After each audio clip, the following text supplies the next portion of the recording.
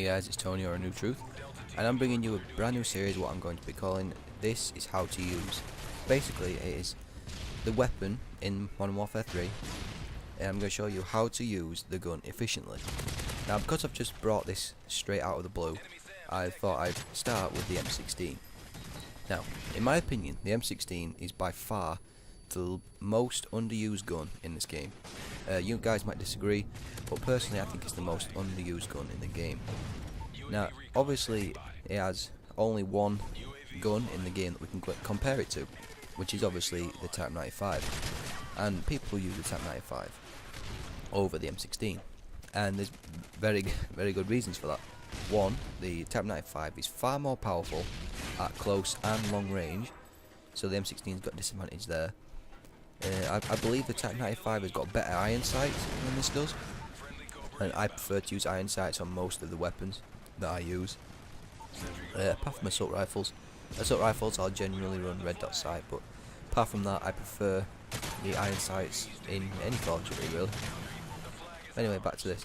The M16 has slower fire rate as well, and I think I don't know if correct me on this, but I think if you put rapid fire on the M16, I think it just makes it a little bit faster than Type 95 without it. I'm not saying that obviously the fire rate is the key to the Type 95 success. Obviously it's due to how powerful it is. But anyway, let's go on to the pros about the M16. This setup that I'm using, which is a very good setup, I've leveled it up from level 1 to level 31 in the past couple of days. This is a good setup to use. I would recommend you use sleight of hand, quick draw and marksman with the M16 red dot and rapid fire. The main reason is people say you shouldn't use rapid fire, but it's a 3 burst weapon, so if it's a 3 burst weapon, the rapid fire is going to help you get all 3 bullets into the guy as quickly as possible. Now sometimes the gun will kill in 1 burst, it might do that. Most of the time it's going to take 2, and sometimes it might take 3. It just depends on where they are in the map, or what you're shooting through for that matter.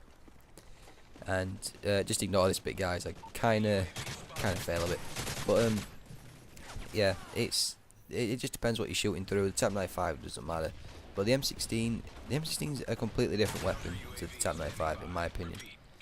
You guys can disagree, and you can put something in the comments if you want to. But anyway, back to doing it. The M16. Theoretically, with the M16, it should be good at very long range, and it is. What you want to do is, with the M16, you want to choose your targets at long range, preferably.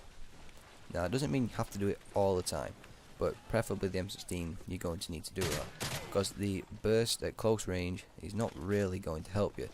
The only time you're going to beat them is if they're not looking at you or you get lucky.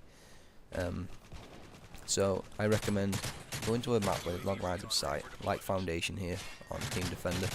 I actually joined this game late, that's why the gameplay is a little bit short. But yeah, it's just using the long lines of sight to your advantage, like you should do with any assault rifle. But the M16 works a lot better than all assault rifles at long range in my opinion, because obviously it's a burst weapon. Burst weapons obviously can go back to their original state before you shot. Excuse me, just need a drink. Sorry about that. Anyway, it goes back to its original position, so theoretically, as long as you fire it right, you have very little or no recoil. And basically, you see what I'm doing is I'm keeping to the edges of the map. That's what you best want to do. Keep on the outside, look for the long line of sight. Anyway guys, that's the game pretty much over with. I hope this gave you some more tips on the M16, and if you guys want to put in the comments what one you want me to show you how to do next, then put it in the comments. So I've been AnewTruth, guys, and I really hope you come and check me out next time. Cheers guys.